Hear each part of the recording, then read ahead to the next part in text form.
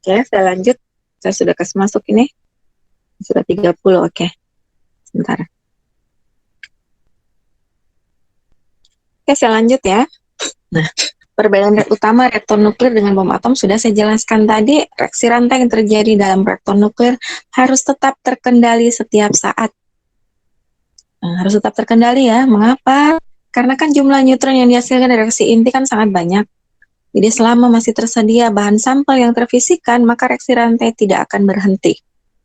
Jadi faktor pembatas laju reaksi rantai ini itu adalah jumlah neutron yang ada. Kalau jumlah neutron yang ada itu tidak banyak, jadi meskipun sampel yang terfisikan masih tersedia, tapi kalau jumlah neutronnya terbatas kan reaksi rantai tidak akan berlangsung terus-menerus ya, pasti suatu saat dia akan berhenti.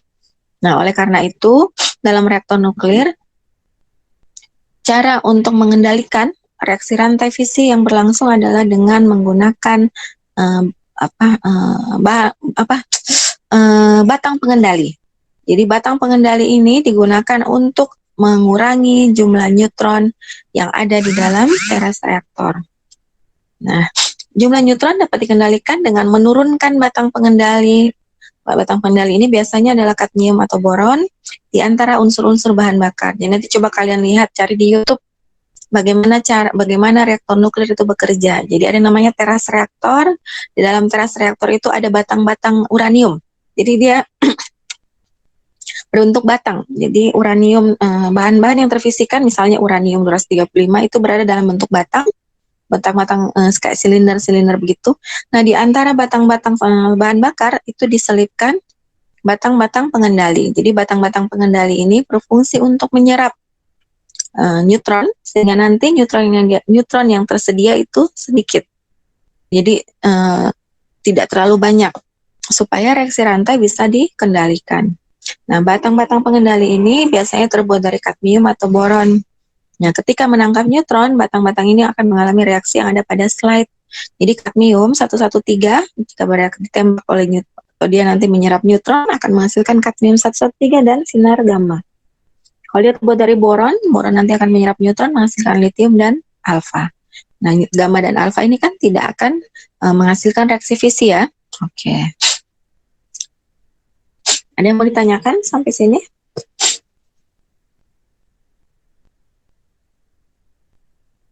Kalau tidak ada, saya lanjut ya. Nah, tanpa batang pengendali, reaktor akan meleleh karena reaksi rantai tidak akan berhenti. Selama masih banyak uranium tersedia, misalnya bahan bakarnya uranium, selama masih banyak bahan bakar tersedia dan neutron yang dihasilkan dari reaksi fisi itu banyak, maka reaksi rantai fisi tidak akan berhenti. Kalau reaksi rantai fisi terus menerus terjadi, maka akan dihasilkan energi atau panas yang sangat tinggi. Nah, kalau tidak dikendalikan, energi yang dihasilkan sangat besar, panas yang dihasilkan sangat tinggi, bisa jadi nanti teras reaktornya dapat meleleh. Kalau dia meleleh, bahan yang bersifat radioaktif yang ada dalam teras reaktor bisa keluar dari reaktor. Maka akan terjadi pencemaran radioaktif di lingkungan. Nah, selain moderator dan batang pengendali, reaktor nuklir juga memiliki sistem pendingin yang menyerap kalor yang dilepaskan oleh reaksi inti. Jadi kalor yang dihasilkan itu akan diserap oleh sistem pendingin, kemudian nanti dia alihkan ke luar pusat reaktor. Jadi reaksi rantai fisi yang terjadi dalam teras reaktor itu kan menghasilkan panas ya. Panas ini diserap oleh pendingin. Pendingin ini nanti dia alihkan. Jadi pendingin yang berupa air ini menyerap panas. Nanti airnya akan menguap. Nah, uapnya inilah yang digunakan untuk menggerakkan turbin. Ya. Jadi coolant atau pendinginnya nanti menyerap panas, kemudian nanti dia akan menguap, kemudian nanti uapnya nanti akan digunakan menggerakkan generator atau turbin. Nah, karena diperlukan banyak air atau coolant untuk mengembunkan uap air yang nantinya akan digunakan kembali, sehingga kebanyakan pembangkit listrik tenaga nuklir dibangun di dekat sungai atau danau. Ya, karena digunakan, karena moderator dan coolant yang digunakan adalah air. Nah, namun metode penggilingan ini menimbulkan pencemaran termal. Jadi ketika panas dari reaktor itu dialihkan keluar reaktor, jadi nanti kan diserap oleh air ya. Nah, airnya nanti kan akan menjadi, suhunya akan menjadi lebih panas. Nah, inilah yang nanti akan menimbulkan pencemaran termal. Jadi akan membahayakan kehidupan organisme yang ada di sungai atau danau. Sampai di sini ada yang mau ditanyakan? Saya, Bu. Ya, silakan. Siapa ini? Nurhanisa. Nah, Kan Nurhanisa. tadi bilang metode pendinginan ini menimbulkan pencemaran termal. Nah, berarti ada metode pencemaran yang lain, Bu. Kayak gimana itu, Bu? Kalau di reaktor air ringan, ya pasti kan moderatornya, coolant-nya itu adalah air. Ya mau tidak mau itu efeknya memang itu. Salah satu efeknya adalah pencemaran termal. Tidak bisa dihindari itu karena coolant-nya adalah air. Nah, nanti kan itu dia menyerap air. Jadi coolant itu menyerap panas. Nanti panas ini kan akan dialihkan keluar reaktor ya. Nah, keluar reaktor, nanti air yang ada di luar pusat reaktor akan menguap. Ya pastilah akan menimbulkan pencemaran termal. Jadi sebenarnya sih untuk kalau reaktor air ringan, air berat begitu memang. Jadi tidak ada metode lain. Jadi metode pendinginannya menggunakan air. Bukan berarti di sini, namun metode pendinginan ini menimbulkan pencemaran termal. Jadi ada metode pendinginan lain. Selama namanya reaktor air ringan ataupun air berat, itu tidak bisa dihindari pencemaran termal itu. Namun kan pencemaran termal itu meskipun sebenarnya membahayakan organisme yang hidup di perairan ya, tapi kan efeknya dipandang lebih apa ya, lebih sedikit ya dibandingkan misalnya nantilah kita lihat reaktor pembiak ya, reaktor pembiak. Jadi efek ini tidak besar jika dibandingkan dengan efek-efek dari reaktor-reaktor nuklir yang lainnya. Jadi bisa diterima lah. Kan tujuannya untuk menghasilkan energi ya. Jadi ini adalah salah satu efek samping, efek yang akibat yang buruk daripada reaktor nuklir. Tapi jika dibandingkan dengan pencemaran radioaktif, tentu pencemaran termal ini akan jauh lebih aman dibandingkan pencemaran yang bersifat radioaktif itu. Oke ya, jadi itu efeknya tidak bisa dihindari ya, tidak bisa dihindari. Iya, Bu. Terima kasih, Bu. Ya. Oke, saya lanjut ya, reaktor air berat. Reaktor air berat tuh bedanya ya tadi, kalau reaktor air ringan menggunakan moderator dan pendingin berupa H2O, sedangkan reaktor air berat itu menggunakan D2O. Sama-sama air, tapi bedanya kalau H2O kan hanya itu H1, sedangkan D2O itu adalah deuterium atau H2. Nah, deuterium dan tritium itu banyak terdapat di air laut. Jadi, tapi karena tidak semua air laut itu, jadi air laut itu campuran ya, H2O, ada juga D2O-nya. Jadi, air laut yang digunakan sebagai moderator nantinya itu harus dielektrolisis terlebih dahulu. Atau kalau bukan dielektrolisis, didestilasi bertingkat. Tujuannya untuk mengambil D2O saja. Nah, inilah salah satu kelemahan dari reaktor air berat. Jadi reaktor air berat itu membutuhkan proses elektrolisis atau destilasi bertingkat untuk mendapatkan D2O. Nah, peralatan inilah yang mahal. Jadi peralatan atau proses elektrolisis inilah yang mahal. Nah, jadi kelemahan dari reaktor air berat adalah itu. Nah, keuntungannya jika dibandingkan dengan reaktor air ringan, nah, reaktor air berat tidak membutuhkan proses pengayaan uranium. Jadi meskipun kadar uranium yang ada dalam bijinya itu hanya 0,7%, tapi untuk reaktor air berat tidak memerlukan pengayaan uranium. Itu keuntungan dari reaktor air berat. Oke ya. Nah, kelemahan lain dari kelebihan lain dari deuterium, dari D2O itu dia mengandung deuterium, dia menyerap neutron lebih sedikit dibandingkan H1, sehingga dikatakan lebih efisien. Oke ya. Nah, saya lanjut. Nah, ini yang agak susah, yaitu cara kerjanya tidak sama dengan cara kerja pada reaktor air ringan maupun air berat. Jadi reaktor air ringan kan hanya dia menggunakan memang uranium ya, jadi mineral yang mengandung uranium 235. Jadi bahan yang terfisikannya adalah uranium 235. tidak ada bahan lain. Tapi dalam reaktor pembiak, selain uranium-235, juga ada bahan bakar terfisikan, bahan sampel terfisikan yang lain. Nah, biasanya berupa uranium-238. Jadi pada reaktor pembiak, selain uranium-235, biasanya dia dicampur dengan uranium-238. Jadi campuran antara uranium-235 dan uranium-238. Atau campuran plutonium, jadi plutonium-239 dengan uranium-238. Apa tujuannya dicampur?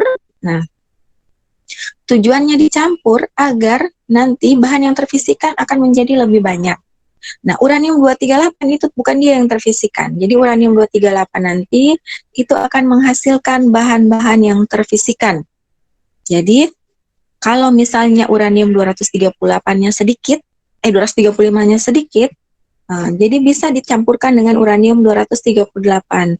Nah, uranium-238 nanti itu akan ditembak oleh neutron. Ketika dia ditembak oleh neutron akan menghasilkan uranium-239.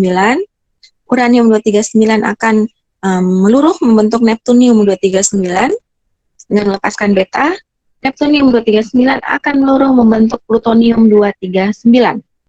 Nah, plutonium-239 inilah nanti yang akan terfisikan. Jadi, tidak diperlukan banyak uranium-235. Nah, cukup dengan mencampurkannya dengan uranium-238. Uranium-238 inilah nantinya yang akan menghasilkan plutonium-239. Nah, plutonium-239 inilah yang nantinya akan terfisikan. Jadi itu dinamakan dibiakkan. Jadi dibiakkan. Jadi tidak langsung menggunakan uranium-235 seluruhnya karena kan mahal. Jadi dicampur dengan uranium-238, nanti uranium-238 akan menghasilkan plutonium-239. Plutonium-239 inilah yang nantinya akan membelah menjadi fragmen-fragmen F1, F2, kemudian akan melepaskan beberapa neutron. Nah, waktu yang diperlukan agar uranium-238 menjadi plutonium-239 itu tidak lama, hanya kisaran hari saja. Jadi, inilah salah satu metode yang digunakan dalam reaktor pembiak. Nah, metode lain yaitu dengan menggunakan plutonium-239. Jadi, plutonium-239 dicampur dengan uranium-238. Jadi, tidak banyak plutonium-239 yang dibutuhkan. Jadi, bisa dicampur dengan uranium-238. Uranium-238 nanti akan ditembak oleh neutron, akan menghasilkan plutonium-239. Jadi, dibiarkan bahan bakar yang terfisikannya. Oke ya. Nah, kemudian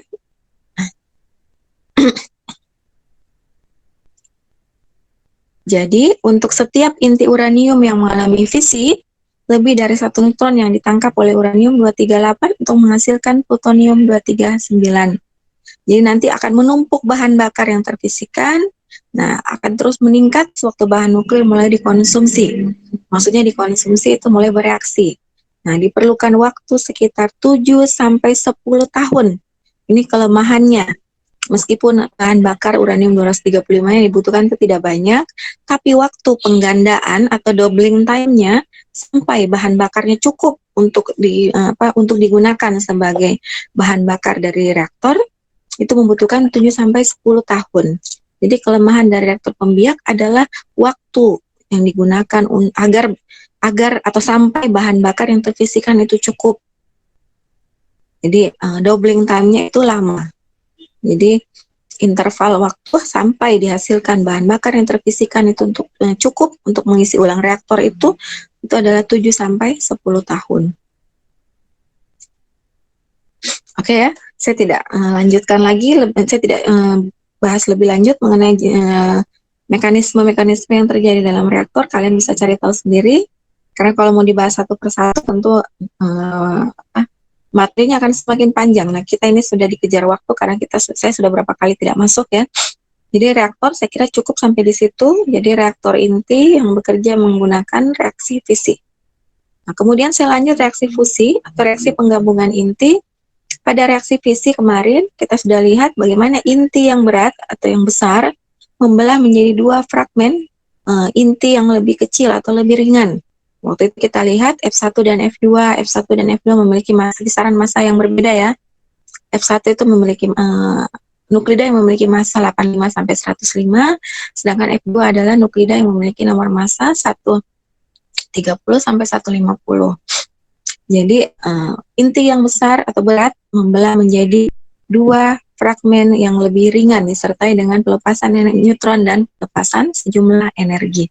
Nah, pada reaksi fusi atau penggabungan inti, nah inti-inti yang ringan itu bergabung membentuk inti yang lebih berat disertai juga dengan pelepasan energi yang cukup besar. Energi yang dihasilkan lebih banyak dibandingkan reaksi fisi untuk massa bahan yang sama. Jadi masuknya seperti ini.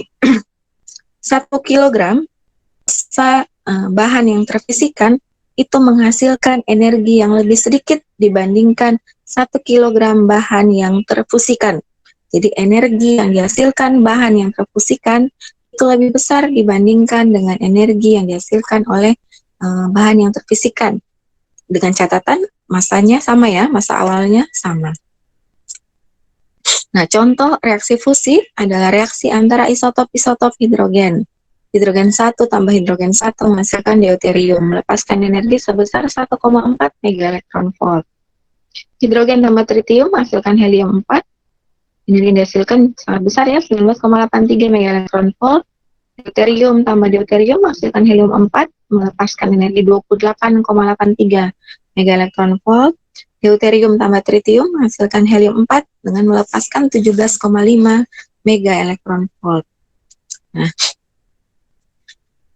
reaksi fusi tapi kelemahan, jadi kelebihannya tadi kan energi yang dihasilkan lebih besar ya jika dibandingkan dengan reaksi fisi. Tapi kelemahan dari reaksi fusi hanya dapat berlangsung jika suhunya mencapai 10 pangkat 8 Kelvin. 10 pangkat 8 itu berarti 100 juta ya, 100 juta Kelvin. Jadi suhunya sangat tinggi agar suatu reaksi fusi bisa berlangsung. Sehingga reaksi fusi biasa disebut juga reaksi termonuklir atau reaksi inti yang membutuhkan panas. Jadi suhu yang dibutuhkan adalah 10 pangkat 8 Kelvin. Kalau suhunya di bawah itu, maka reaksi fusi diperkirakan tidak bisa terjadi. Jadi tidak dapat berlangsung ya. Nah, pada suhu 10 pangkat 8 Kelvin, bahan yang terfisikan itu bukan berupa padat, cair, atau gas lagi, tapi berbentuk plasma. Jadi plasma adalah salah satu jenis dari fluida ya, yang berisi partikel-partikel yang bermuatan. Jadi bukan berupa padat, cair, ataupun gas. Jadi dikatakan juga sebagai salah satu jenis fluida.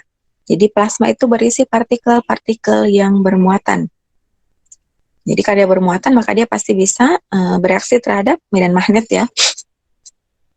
Contoh reaksi fusi itu terjadi pada bintang-bintang, termasuk matahari.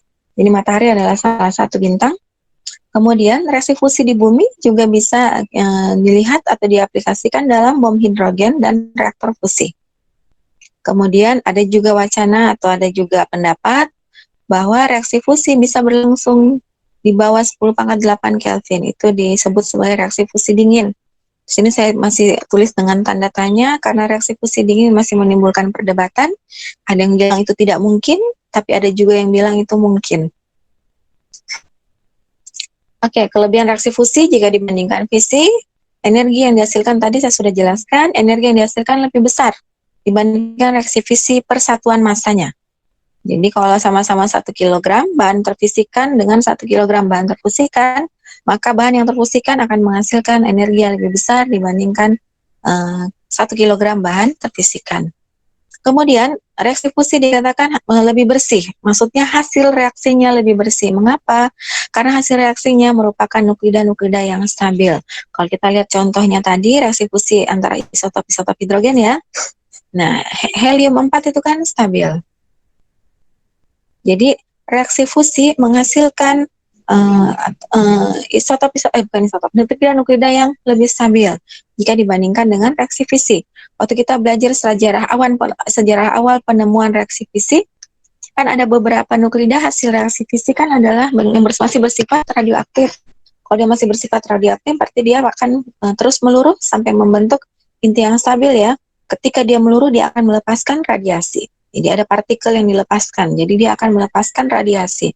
Radiasi yang dipancarkan tentu jika jumlahnya banyak dan terjadi dalam kurun waktu yang lama, tentu akan menimbulkan efek yang buruk ya pada organisme.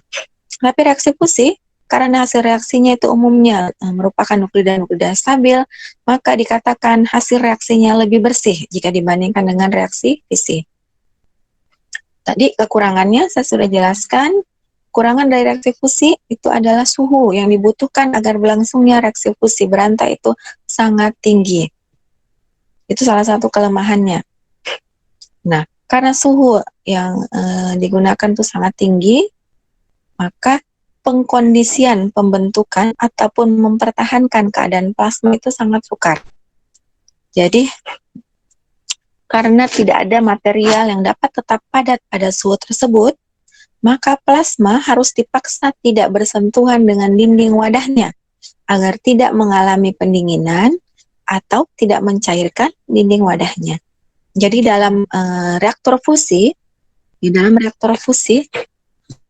kalau tadi reaktor fisi kan bahan bakarnya misalnya uranium 235 itu kan berbentuk padat.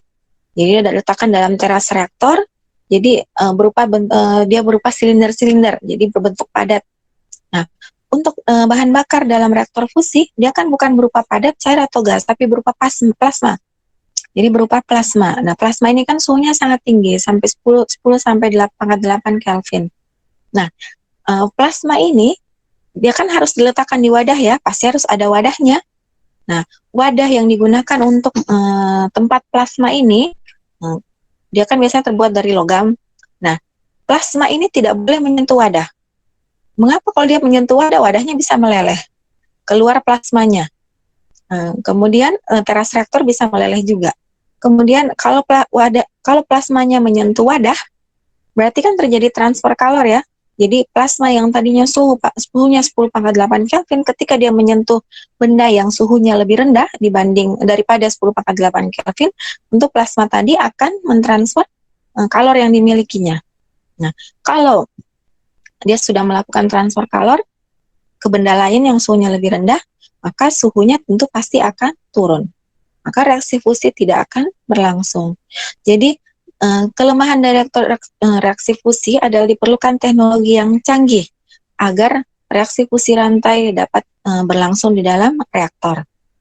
Jadi, plasma itu dijaga sampai agar suhunya tidak turun dari 10,8 Kelvin. Kemudian plasma ini harus dijaga agar dia tidak meleleh, agar dia tidak bersentuhan dengan wadahnya. Nah, oleh karena itu wadah untuk menampung plasma sebagai bahan yang terfusikan di dalam reaktor fusi itu terbuat dari bahan yang khusus. Jadi misalnya dia berbentuk kurungan yang berbentuk donat. Jadi donat tapi di dalamnya itu berongga. Jadi seperti donat bentuknya ada lubang di tengahnya dan di dalamnya itu tidak padat, dia berongga. Nah, wadah ini mengandung medan magnet.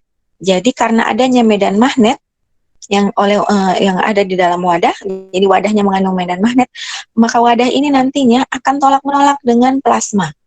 Jadi plasmanya nanti itu akan melayang di dalam rongga di dalam itu donat itu. Jadi dengan demikian plasma tidak menyentuh wadahnya.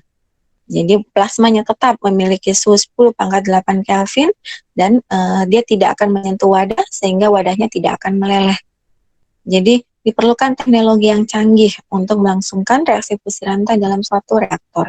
Itulah kelemahan dari reaksi fusi. Karena itu reaktor fusi itu sangat mahal, membutuhkan biaya yang sangat besar untuk membangun reaktor fusi. Selain itu tadi ya, mengkondisikan pembentukan plasma, mempertahankan plasma, itu dibutuhkan teknologi yang canggih. Selain itu kan bahan bakar juga tentu, pengolahan limbahnya juga tentu harus diperhatikan. Oke ya. Nah, 3 cara untuk mempertahankan keadaan plasma yang terjadi secara alami tentu yang terjadi di matahari dan bintang-bintang itu adalah dengan menggunakan gaya gravitasi dari matahari dan bintang-bintang. Kemudian yang digunakan dalam reaktor fusi ada 2, yang pertama kurungan inersia, Yang ketiga adalah kurungan wadah bermedan magnet yang berbentuk donat tadi, yang seperti yang saya jelaskan tadi. Jadi reaksi fusi itu sangat sukar untuk dilangsungkan di bumi, langsungkan di lab maksudnya. Sukar sekali karena membutuhkan suhu yang sangat tinggi. Jadi kondisi-kondisi yang dibutuhkan untuk melangsungkan suatu reaksi fusi itu sukar untuk dicapai. Itulah yang menyebabkan reaktor fusi itu sangat sukar untuk PLTN yang bekerja dengan menggunakan reaksi fusi rantai itu sangat sulit untuk dibangun. Meskipun tadi kelebihannya ada ya, yaitu menghasilkan energi yang sangat besar jika dibandingkan dengan reaksi fisi, kemudian hasil reaksinya itu lebih bersih. Jadi meskipun misalnya masih menghasilkan isotop-isotop yang bersifat radioaktif, tapi lebih banyak yang dihasilkan nuklir yang sudah stabil. Tadi salah satu contoh dari reaksi fusi yang pertama adalah menghasilkan deuterium ya. Deuterium kan masih lebih tidak stabil dibandingkan hidrogen 1. Deuterium juga akan meluruh. Jadi limbah yang dihasilkan itu tidak umumnya adalah limbah-limbah atau hasil-hasil yang tidak bersifat radioaktif. Meskipun ada juga yang masih bersifat radioaktif. Oke, sampai di sini ada yang mau ditanyakan? Sudah selesai untuk reaksi inti. Jadi pekan depan kita sudah bisa kuis, materinya bab 3 dan bab 4. Jadi mulai dari radioaktivitas sampai dengan reaksi inti. Ada yang mau ditanyakan? Kalau tidak ada, saya lanjut ke bab 5 saja, interaksi radiasi dengan materi. Tapi interaksi radiasi tidak mungkin selesai ya, saya hanya bahas nanti interaksi antara radiasi alfa dengan materi saja. Untuk interaksi radiasi beta dengan gamma nanti atau foton, nanti akan kita bahas setelah kuis saja. Oke? Tidak ada pertanyaan? Saya bisa lanjut? Iya, Bu. Oke, saya lanjut ya. Sebentar, saya lanjut ke interaksi radiasi dengan materi.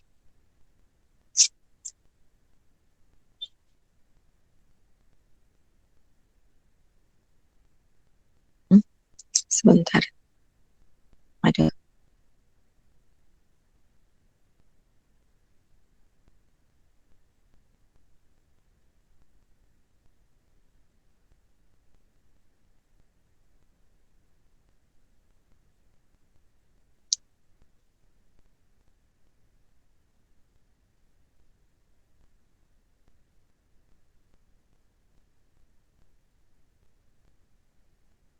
Oke, interaksi radiasi dengan materi. Materi di sini bisa berupa zat padat, zat cair ataupun gas. Jadi jangan dibayangkan ini adalah interaksi radiasi dengan zat padat saja. Jadi bisa juga interaksi radiasi dengan udara, contohnya. Kemudian dengan tubuh manusia. Kemudian dengan bahan-bahan lainnya. Jadi semua materi.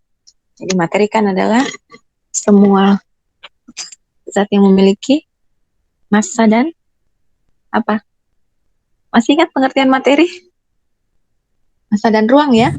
Ruang yang memiliki massa dan ruang. Oke, interaksi radiasi dengan materi. Nanti yang kita bahas adalah interaksi antara radiasi alfa dengan materi, radiasi beta dengan materi, dan radiasi gamma dengan materi.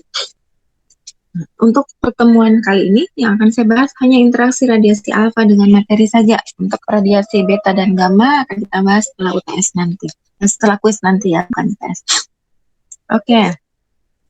Tujuan untuk mempelajari interaksi radiasi dengan materi, itu ada, di sini ada 3. Jadi nanti akan kita bahas satu persatu. Jadi tujuan alasan utama kita untuk mempelajari interaksi radiasi dengan materi adalah untuk mengetahui apa yang terjadi pada radiasi ketika radiasi tersebut melewati suatu materi, dan juga untuk to set ourselves, untuk membuat diri kita itu siap ya, maksudnya untuk mengetahui sajalah, untuk mengetahui bagaimana radiasi tadi itu berinteraksi dengan jaringan-jaringan hidup, living tissue, dan mengerti atau mengetahui, memahami apa yang nantinya untuk mengetahui apa efeknya nanti ke dalam jaringan-jaringan hidup atau nanti yang disebut dengan injury radiasi. Jadi radiation injury atau efek apa ya, sakit ya atau luka, tidak mungkin luka ya, bukan luka. Efek buruk dari radiasi terhadap tubuh kita. Jadi dengan mengetahui bagaimana interaksi antara radiasi dengan materi, kita nanti bisa mengetahui apa yang terjadi pada radiasi tersebut ketika dia melewati materi, kemudian apa yang terjadi pada materi ketika dia dilewati oleh radiasi. Dan nantinya bisa kita lihat juga apa efek radiasi terhadap jaringan hidup dari makhluk hidup, jadi living tissue, dan nantinya bisa juga kita ketahui apa efek samping atau efek buruk yang diakibatkan oleh radiasi tadi, atau disebut sebagai radiation injury. Nah, kemudian pengetahuan ini juga dapat membentuk dasar atau basic ya dari terapi radiasi dan radiologi diagnosis.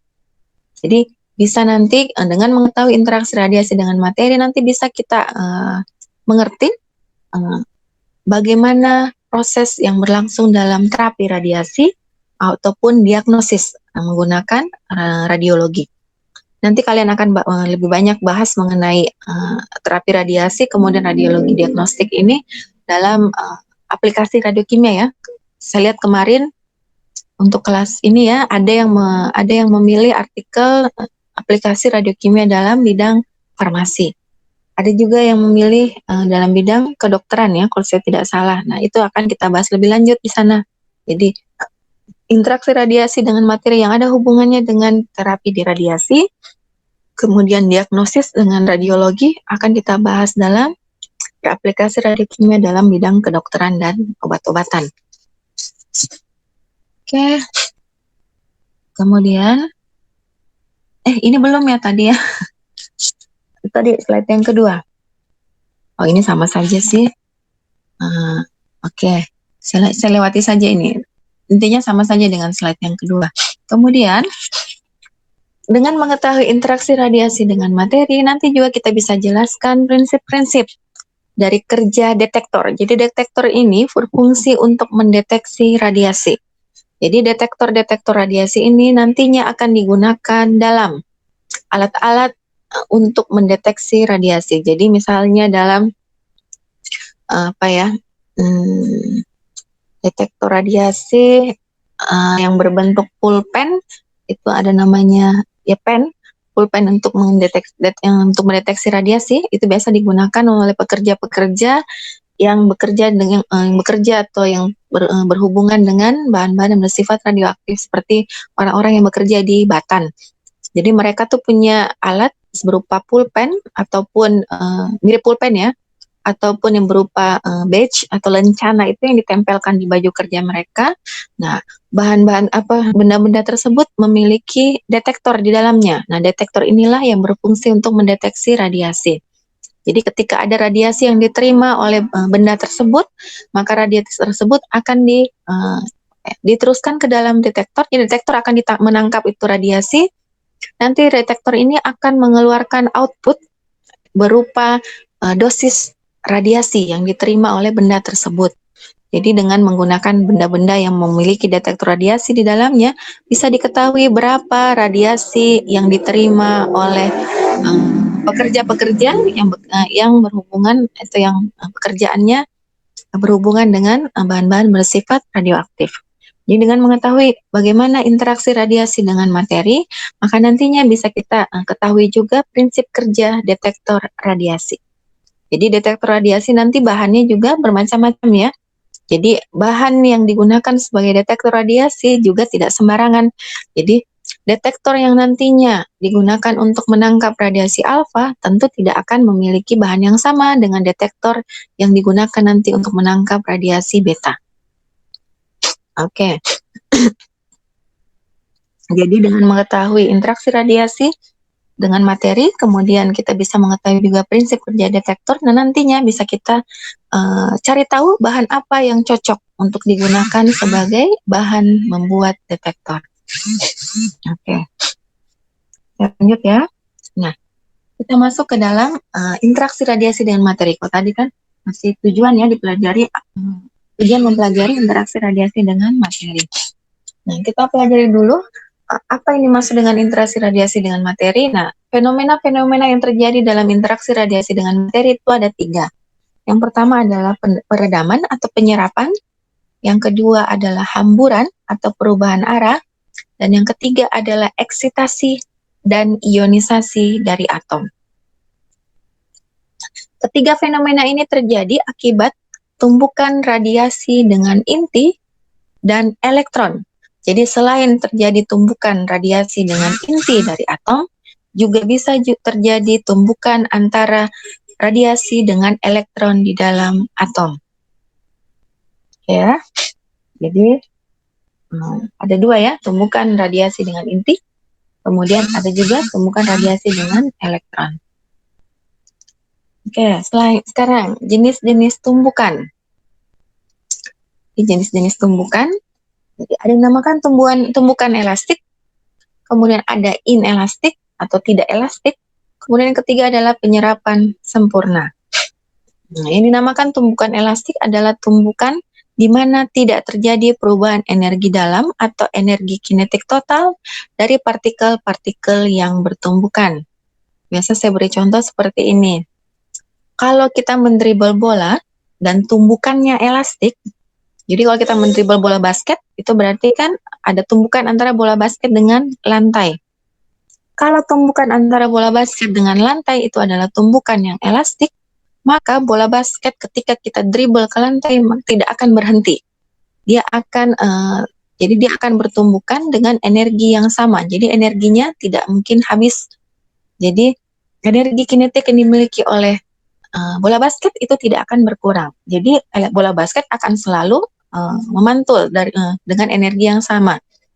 Kalau tumbukannya inelastik, ini kan yang terjadi sesungguhnya ya. Jadi tumbukan antara bola basket dengan lantai ketika kita mendribble bola basket ke lantai adalah tumbukan yang elastik. Mengapa demikian? Karena terjadi perubahan energi kinetik dari bola basket. Ya, bola basketnya nanti kalau kita berhenti mendribble, tentu bola basketnya nanti lama-kelamaan akan semakin tumbukannya akan semakin lemah dengan lantai dan lama-kelamaan akan berhenti. Berarti itu terjadi perubahan energi kinetik pada bola basket. Jadi itu adalah perbedaan antara tumbukan elastik dengan tumbukan inelastik. Jadi pada tumbukan elastik tidak terjadi perubahan energi kinetik dari partikel-partikel yang bertumbukan. Sedangkan pada tumbukan inelastik terjadi perubahan energi kinetik dari partikel-partikel yang bertumbukan. Kemudian jenis tumbukan yang 3 adalah penyerapan sempurna. Jika semua radiasi yang menumbuk materi diserap sempurna, maka itulah yang dinamakan dengan penyerapan sempurna. Atau tidak terjadi penerusan atau pemantulan radiasi. Jadi kalau diserap semuanya radiasinya oleh materi, maka tidak ada radiasi yang dipantulkan atau diteruskan. Ini dinamakan penyerapan sempurna. Oke ya. Kita lanjut. Ada yang mau ditanyakan sampai sini?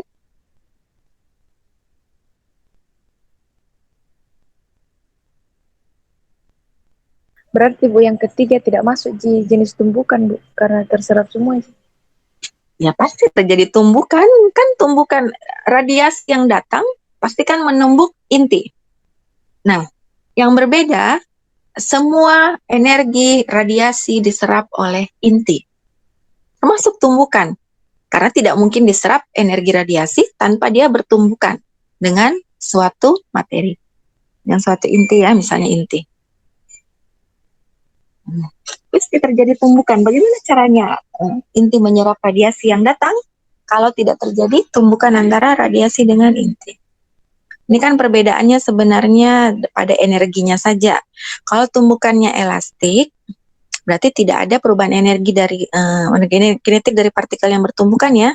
Berarti jadi energinya tidak ada yang diserap.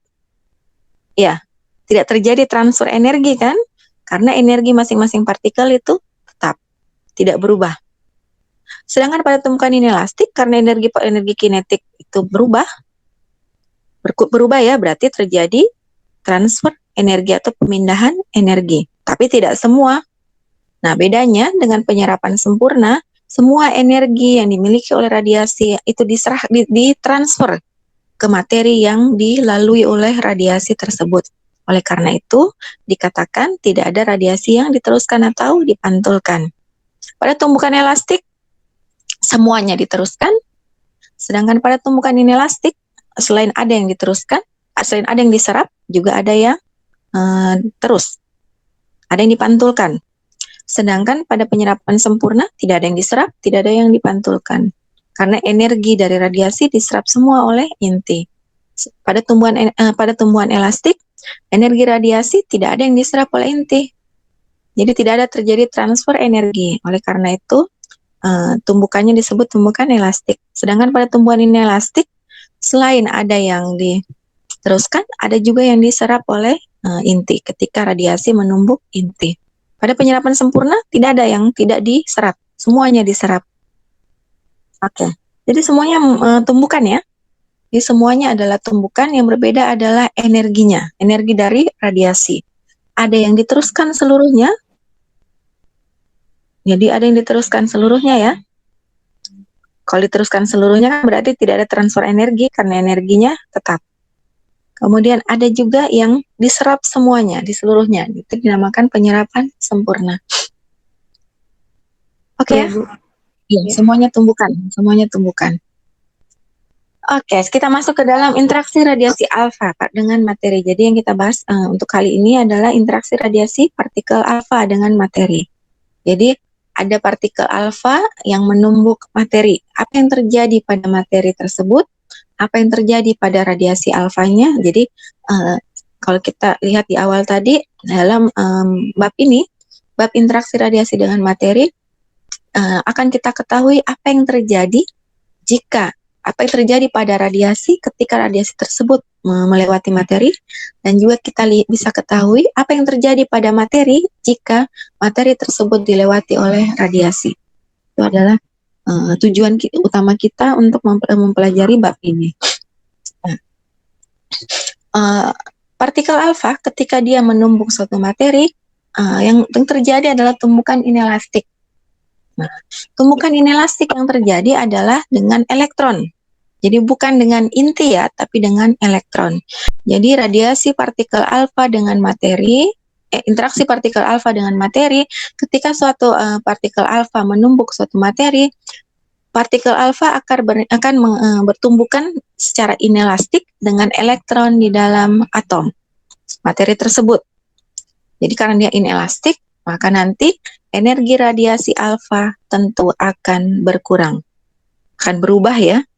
Jadi karena dia inelastik. Nah, ketika radiasi alfa, partikel alfa tadi berinteraksi dengan elektron, terjadi ionisasi dalam atom. Nantinya akan dihasilkan pasangan ion. Oke, energi yang diperlukan untuk menghasilkan satu pasangan ion oleh partikel alfa di udara adalah rata-rata 34 elektron volt. Sehingga jumlah pasangan ion yang dihasilkan oleh satu partikel alfa dengan energi tertentu bisa dihitung menggunakan, mana persamaannya? Ya, kenapa hilang ini persamaannya? Ada persamaan di bawahnya ya. Sebentar, gini, ini kan satu partikel alfa menghasilkan satu pasangan ion jika energi partikel alfa tersebut adalah 34 elektron volt. Jadi, jumlah pasangan ion yang dihasilkan oleh satu partikel alfa dengan energi tertentu dapat dihitung dengan, bagaimana caranya menghitung? Jumlah pasangan ion sama dengan energi partikel alfa dibagi dengan 34 elektron volt. Ya, kalau energi partikel alfanya 34 elektron volt, berarti kan 34 dibagi 34. Menghasilkan satu pasangan ion. Kalau energi partikel alfanya misalnya 68, berarti kan 68 elektron volt dibagi 34 elektron volt. Maka hasilnya adalah dua pasangan ion. Jadi untuk ini, atau kemana persamaan yang hilang di slide saya? Jadi jumlah pasangan ion yang dihasilkan oleh satu partikel alfa dengan energi tertentu bisa dihitung menggunakan persamaan jumlah pasangan ion sama dengan energi partikel alfa dibagi dengan 34 elektron volt.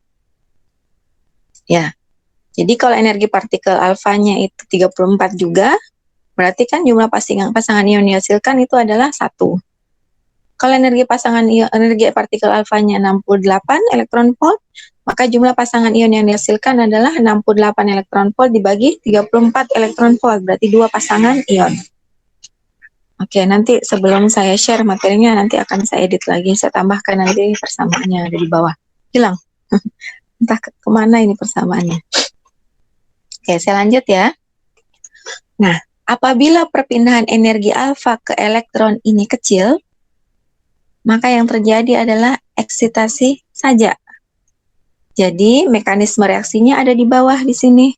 Jadi, mekanisme reaksinya adalah mekanisme reaksi yang pertama. Alfa tambah atom menghasilkan atom yang ada tanda star di atasnya. Itu artinya terjadi proses eksitasi. Jika energi yang dilepaskan itu besar, jika energi yang dipindahkan itu besar, maka yang terjadi adalah ionisasi. Jadi itu bedanya eksitasi dengan ionisasi. Tadi kan interaksi partikel alfa dengan materi itu berlangsung melalui tumbukan inelastik. Kalau dia tumbukannya inelastik, maka nanti energi partikel alfa tentu akan berkurang ketika dia melewati materi. Kemana energi partikel alfa ini? Mengapa dia berkurang? Karena ada energinya yang dipindahkan ke materi yang ditumbuknya. Jadi karena tumbukannya adalah tumbukan inelastik, maka nanti ada energi dari partikel alfa yang dipindahkan ke materi yang ditumbuknya. Kalau energi alfa ini yang ditransfer ke materi yang ditumbuknya dalam hal ini adalah elektron ya, elektron dari materi tersebut. Jika energi partikel alfa yang ditransfer ke elektron dari suatu atom itu kecil, maka atom hanya mengalami eksitasi. Namun jika energi alfa yang ditransfer ke elektron dalam suatu atom itu besar, maka yang terjadi adalah ionisasi. Ionisasi ada pada slide itu reaksinya yang kedua dan ketiga. Itu adalah ionisasi. Jadi reaksi yang kedua, alfa tambah atom, jadi terjadi tumbukan inelastik, energi dari alfa itu ditransfer ke atom, energi yang transfer itu cukup besar, sehingga yang terjadi adalah ionisasi. Yang nanti akan menghasilkan pasangan ion A- tambah E-. Jadi A- ini adalah atom yang ditinggalkan oleh elektron. Jadi ketika energi partikel alfa yang dipindahkan ke atom itu besar, energi ini bisa membuat elektron terlepas dari atom. Sehingga yang terjadi adalah reaksi ionisasi. Reaksinya adalah reaksi yang kedua. Alfa ditambah A menghasilkan A- tambah A+ ditambah E-. E- inilah yang berasal dari atom yang tadinya ditumbuk oleh partikel alfa. Jadi energi yang dipindahkan ke atom A, jadi energi partikel alfa yang dipindahkan ke atom A cukup besar sehingga elektron bisa keluar dari atom A. Sehingga hasil reaksi ionisasinya adalah pasangan ion, yaitu A+ ditambah E-. Nah, elektron yang terlempar keluar dari atom yang E- ini, itu kan dia keluar dengan membawa energi. Jadi ketika alfa menumbuk atom ini kan mendapatkan energi dari partikel alfa. Jadi terjadi transfer energi. Energi yang diterima oleh atom itu cukup besar.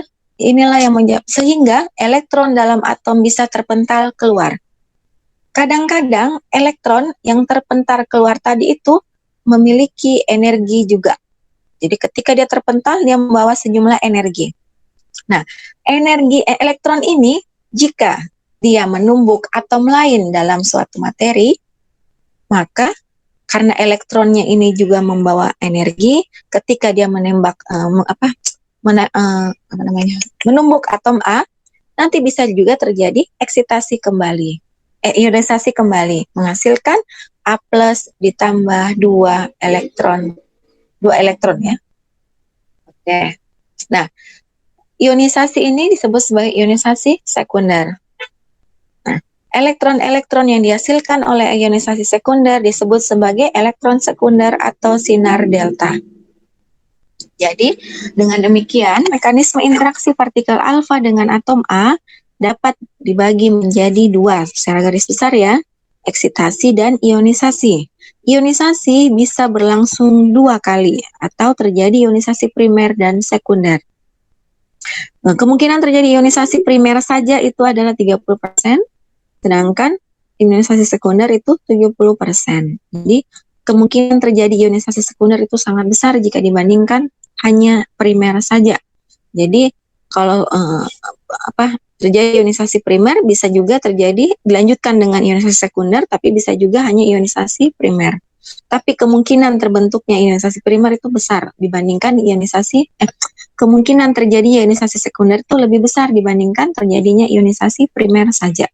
Jadi umumnya diikuti dengan ionisasi sekunder.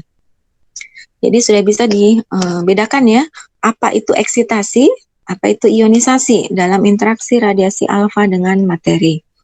Jadi eksitasi terjadi jika energi partikel alfa yang dipindahkan atau yang ditransfer ke atom itu cukup kecil sehingga yang terjadi adalah eksitasi saja.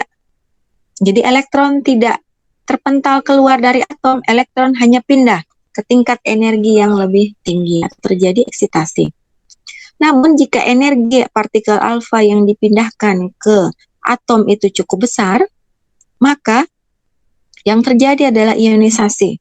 Jadi terpentalnya satu elektron dari atom. Jadi itu dinamakan ionisasi primer.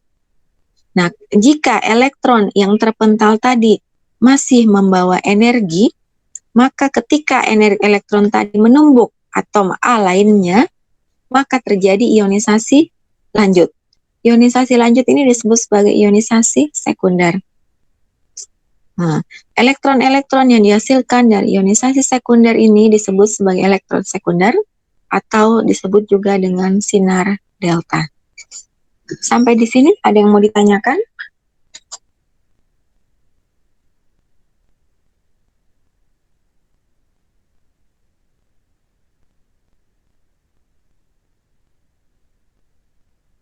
Tidak ada? Saya lanjut. Jelas ya bedanya ionisasi dengan eksitasi? Oke, lanjut ya. Nah, jangkauan atau range. Jadi, dalam interaksi radiasi alfa dengan materi, ada yang dinamakan jangkauan atau range partikel alfa. Jadi, jangkauan atau range ini adalah jarak tempuh partikel alfa ketika dia melewati suatu materi sampai partikel alfa tersebut berhenti. Jadi ketika alfa mulai menumbuk materi sampai partikel alfa tersebut berhenti, itu disebut sebagai jangkauan partikel alfa dalam materi. Jadi atau range ya. Jadi jika suatu partikel alfa dengan energi tertentu melewati suatu materi, maka sebelum partikel alfa ini berhenti, ada jarak tertentu yang ditempuhnya. Jarak tempuh ini disebut sebagai jangkauan atau range partikel alfa dalam materi. Nah, walaupun mula-mula semua partikel alfa memiliki energi yang sama, tetapi jangkauannya dalam zat tertentu itu berbeda. Gejala ini disebut sebagai struggling atau jangkauan partikel alfa. Jadi kalau beda materi tentu range-nya juga berbeda.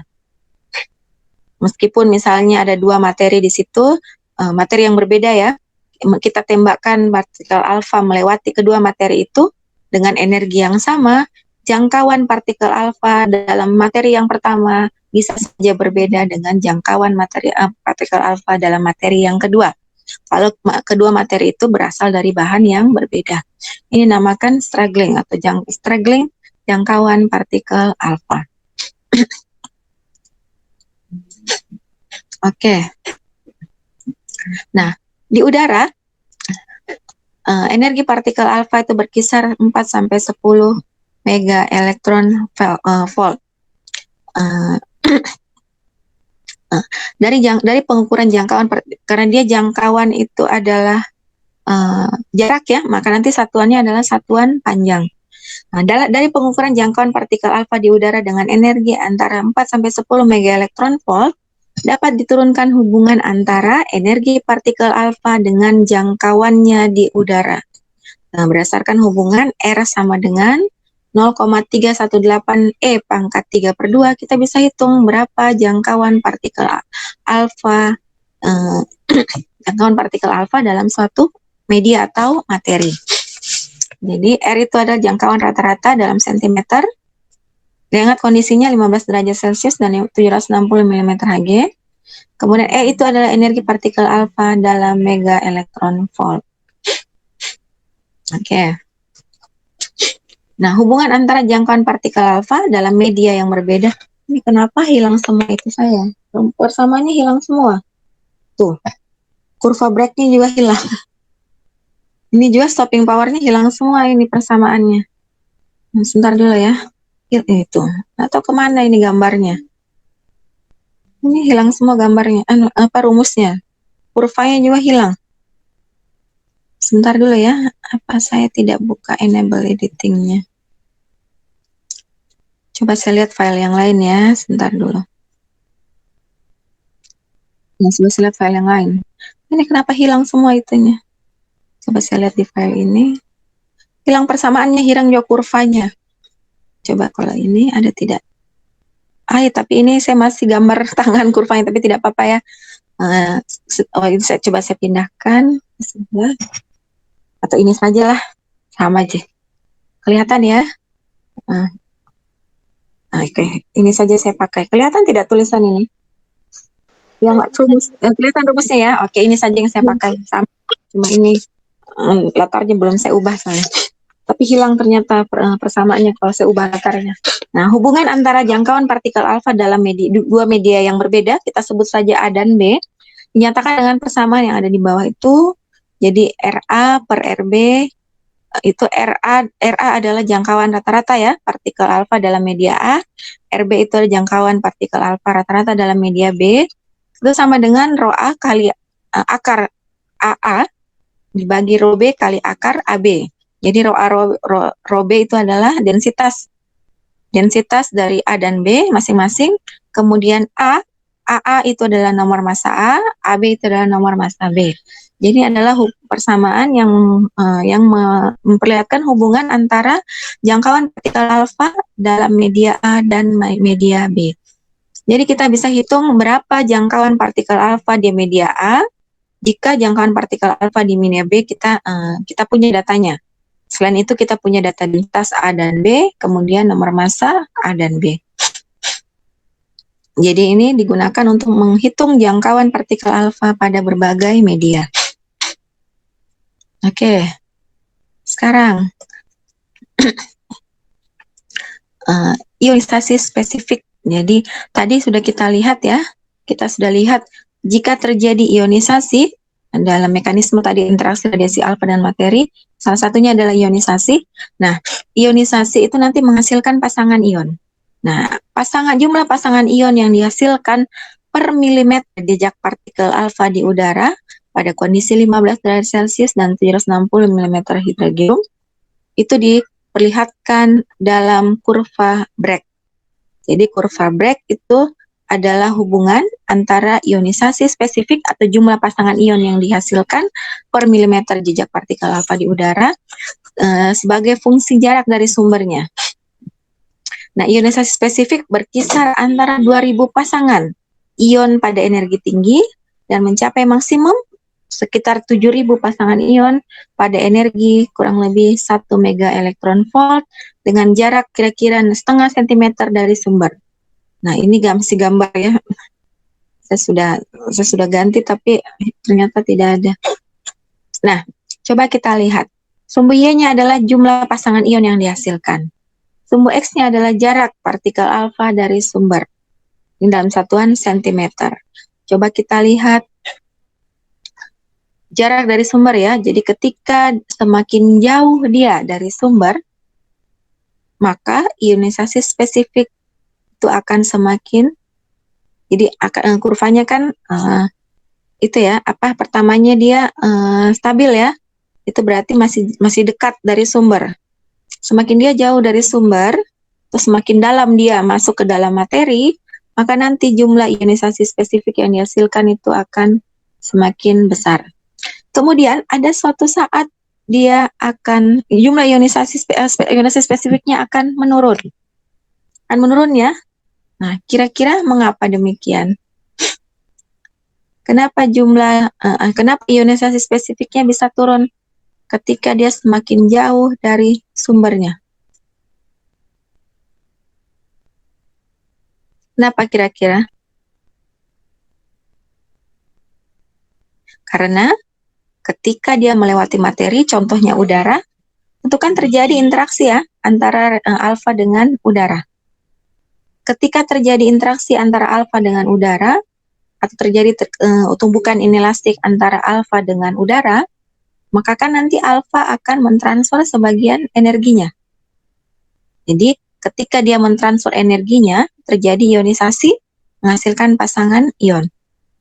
Nah, semakin jauh dia dari sumber, atau semakin banyak materi yang ditumbuknya, maka kan semakin banyak energi yang ditransfer ya. Lama-kelamaan energi partikel alfa bisa habis. Jadi nol kan? Ketika energi partikel alfanya itu nol, tentu nanti pasangan ion yang dihasilkan, jadi ketika energi partikel alfanya sedikit, yang tersisa maksudnya, lama-kelamaan akan habis, maka jumlah pasangan ion akan turun sampai mencapai nol pasangan ion. Ketika dia mencapai nol pasangan ion, berarti kan tidak terjadi lagi ionisasi spesifik kan, karena energi sudah tidak cukup untuk terbentuknya atau untuk terjadinya proses ionisasi. Lama-kelamaan akan jadi nol pasangan ion yang dihasilkan. Jadi ada maksimum di sini. Jadi jumlah ionisasi spesifik maksimum itu artinya semakin banyak pasangan ion yang dihasilkan dari ionisasi, dari interaksi radiasi dengan udara contohnya. Lama-kelamaan energi yang dimiliki oleh partikel alfa kan tentu akan semakin berkurang, sehingga kalaupun terjadi transfer energi, energinya sudah tidak bisa menghasilkan pasangan ion. Sehingga lama-kelamaan pasangan ion yang dihasilkan akan semakin sedikit, dan nantinya akan mencapai nilai minimum yaitu 0. Oke ya? Ya. Ada pertanyaan sampai di sini mengenai kurva Bragg? Oke, kalau tidak ada, saya lanjut. Iya, iya. Ya, silahkan. Sampai saya istirahat juga.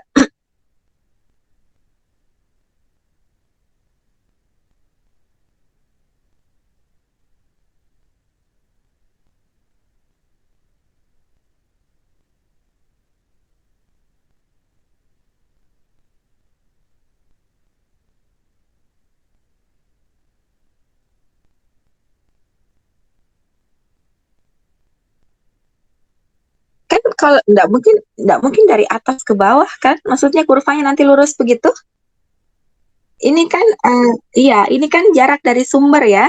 Jadi kalau misalnya dia masih dekat dari sumber kan berarti kan belum banyak materi yang dilewati.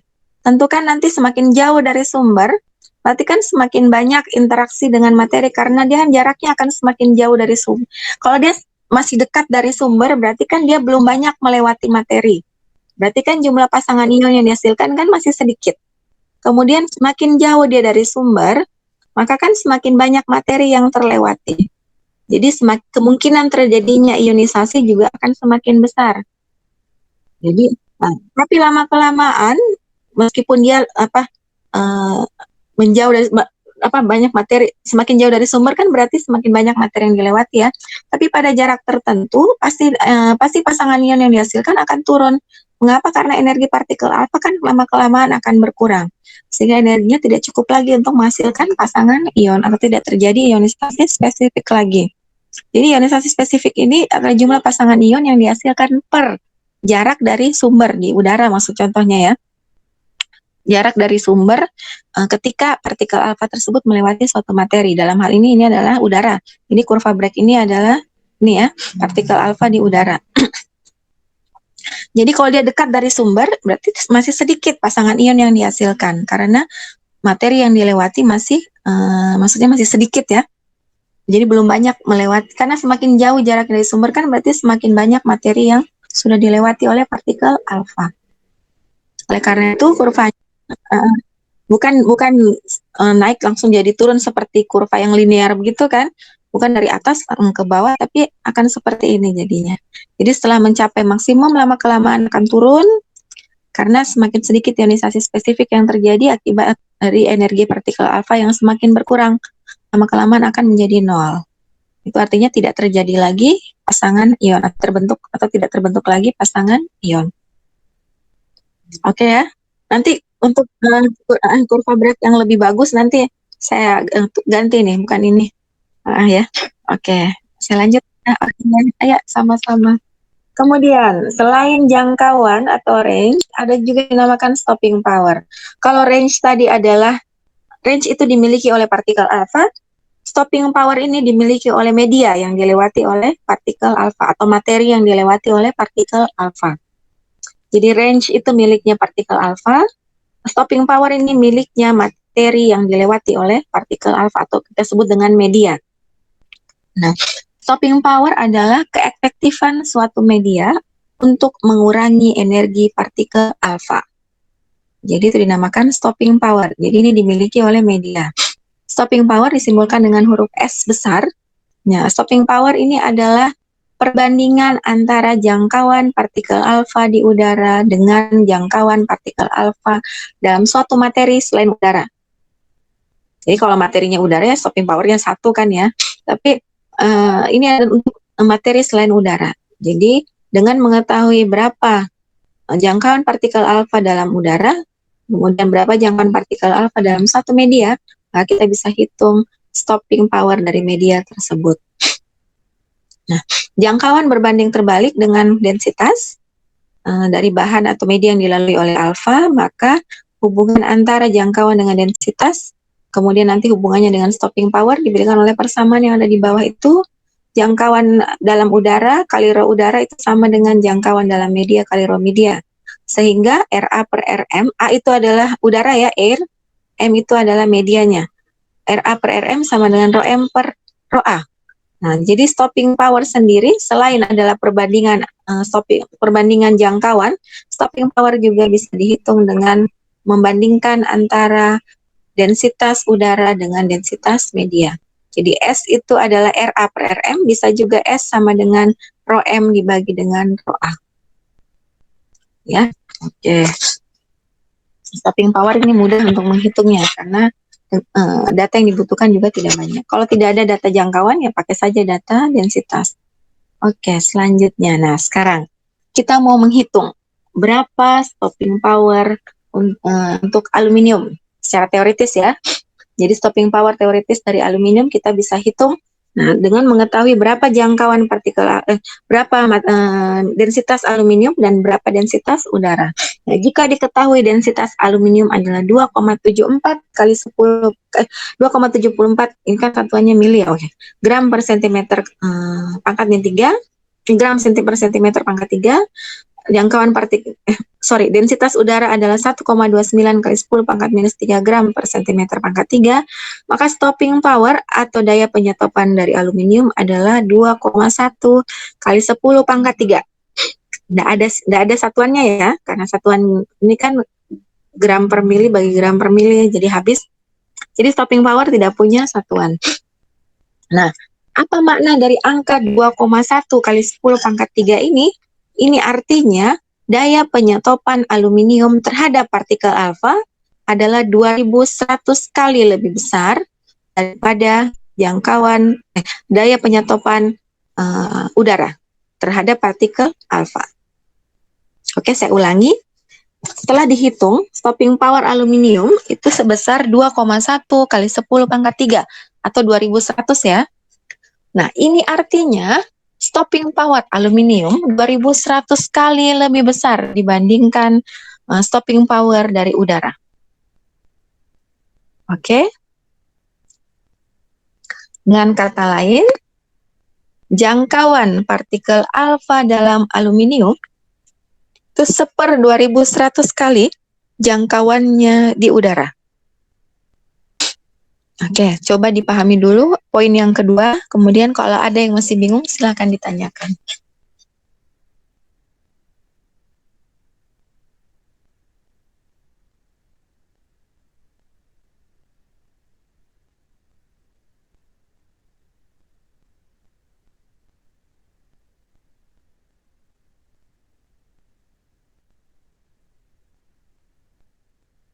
Sudah paham poin yang kedua ini? Paham, Bu. Paham ya? Ada yang belum Iya, Bu. paham? Ya, betul kan ya? Stop. Jadi kalau aluminium punya stopping power 2100 kali, maka stopping power aluminium ini jika aluminium punya stopping power 2100, maka aluminium ini punya stopping power 2100 kali lebih besar dibandingkan stopping power udara. Nah, atau bisa kita katakan juga jangkauan partikel alfa dalam aluminium itu 1/2100 kali jangkauan partikel alfa di udara. Kalau stopping powernya besar, maka jangkauan partikel alfa kecil kan?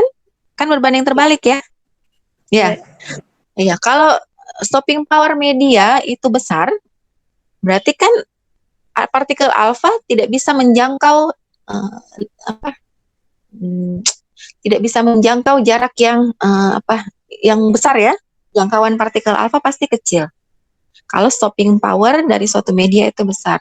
Jadi kalau suatu media punya stopping power yang besar, ketika media tersebut dilewati oleh partikel alfa, maka partikel alfa itu tidak dapat menjangkau jarak yang besar. Jarak di dalam media itu, jangkauan partikel alfa dalam media tersebut itu kecil. Atau jarak yang ditempuh oleh partikel alfa dalam media tersebut kecil. Jadi, stopping power media itu berbanding terbalik dengan jangkauan partikel alfa dalam media tersebut. Kalau stopping power suatu media itu besar, maka jarak yang ditempuh oleh partikel alfa dalam media tersebut itu kebalikannya, yaitu kecil. Jadi, ingat ya, jangkauan partikel alfa dalam suatu media itu berbanding terbalik dengan stopping power dari media tersebut.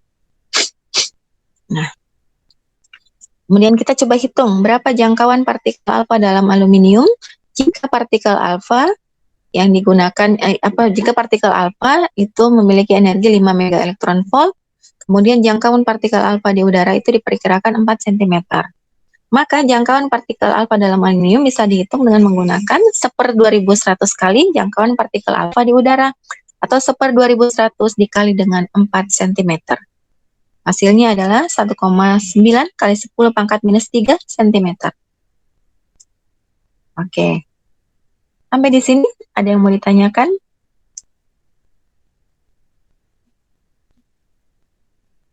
Jelas ya cara menghitung stopping power, kemudian cara menghitung jangkauan jika diketahui stopping power dari suatu media.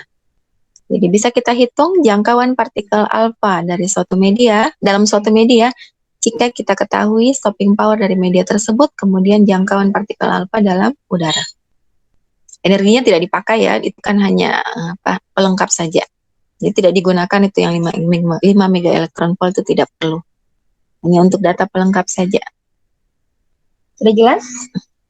Saya lanjut ya, slide terakhir dari materi hari ini. Oke, sekarang seperti yang kita sudah lihat di 2 slide sebelumnya, jangkauan itu merupakan fungsi dari rapat massa. Ya. Jadi, untuk membandingkan jangkauan dalam berbagai media dapat dilakukan juga dengan mengukur jangkauan dalam ketebalan ekivalen. Ketebalan ekivalen ini menyatakan jumlah massa yang dilalui per satuan luas. Jadi kita bisa juga menghitung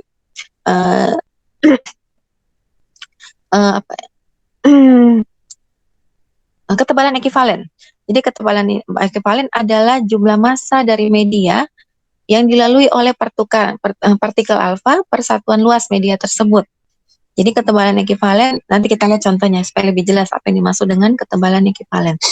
K itu sama dengan KR kali dengan rapat massa. Jadi K itu ketebalan ekivalen, KR itu ketebalan yang sebenarnya, kemudian Rho itu adalah rapat massanya. Nah, contoh ya.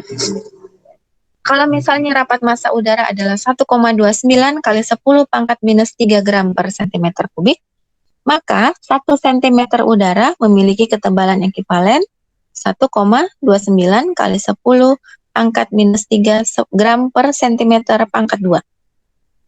Oke ya. Nah, suatu partikel alfa yang berenergi 4 mega elektron volt dengan jangkauan kira-kira 2,5 cm dapat menembus ketebalan ekivalen sebesar 2,5 kali 10 pangkat kali 1,29 kali 10 pangkat minus 3 gram per sentimeter gram per sentimeter kubik. Aduh, ini salah ya. Tunggu sebentar. Gram ini ya, bukan miligram. Jadi nanti hasilnya adalah 3,23 miligram per sentimeter bujur sangkar, sentimeter square. Jadi jangkauan partikel, jadi partikel alfa dapat menembus ketebalan ekivalen sebesar 3,23 gram per miligram per sentimeter pangkat 2. Jadi dia bisa menembus 3,23 miligram media per satuan luas media tersebut per sentimeter pangkat 2 media tersebut. Itu dinamakan ketebalan ekivalen. Jadi jangkauan partikel alfa juga bisa dihitung atau juga bisa dihitung dengan menggunakan ketebalan ekivalen. Jadi 3,23 miligram per sentimeter pangkat 2 ini adalah jumlah massa dari media yang dapat dilalui oleh partikel alfa per satuan luas dari media tersebut. Dinamakan ketebalan ekivalen. Oke, saya kira cukup untuk hari ini. Sudah 4:30 lewat ya. Oke, saya kira cukup untuk hari ini. Jadi hari Senin pekan depan insya Allah kita kuis dulu. Materinya adalah bab 3 dengan bab 4. Jadi interaksi radiasi materi tidak masuk ya dalam kuis yang kedua. Jadi materi yang kelima ini, bab 5 ini akan kita lanjut pada Senin 2 pekan berikutnya. Senin 2 pekan ke depan ya. Oke, kuis kemarin saya belum periksa. Mudah-mudahan sebelum kuis kedua saya sudah bisa kembalikan kuis yang kemarin. Oke, saya kira cukup ya untuk hari ini. Sampai ketemu di kuis hari Senin nanti. Mau tetap jam 3 kuisnya atau mau dipindah ke jam lain? Tetap saja jam 3? Iya, Bu, Tetap saja. Iya, Bu. Saja ya. Bu, tetap jam 3. Kuisnya seperti kemarin kita kuis soalnya saya akan bagi di grup saja. Nanti seperti biasa nanti akan kalian foto jawabannya, kalian kirim ke WA saya. Ya. Terima kasih atas perhatiannya. Assalamualaikum warahmatullahi wabarakatuh. Waalaikumsalam warahmatullahi wabarakatuh. Terima kasih, Bu. Oke, materinya nanti akan saya share di grup ya. Oke, makasih. Iya. Iya. Iya, Bu. Barangkali.